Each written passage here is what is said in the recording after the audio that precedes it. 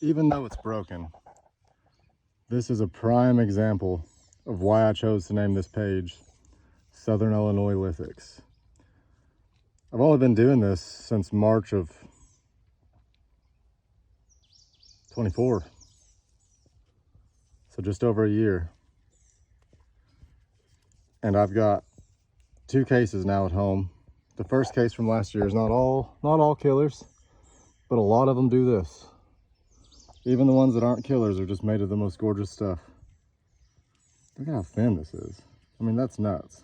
I'm not surprised it's broken. It feels like a fresh break.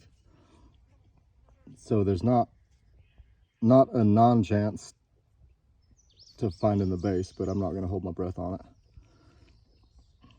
But yeah, that's why this page is named what it is, Southern Illinois Lithics, because this stuff is just gorgeous.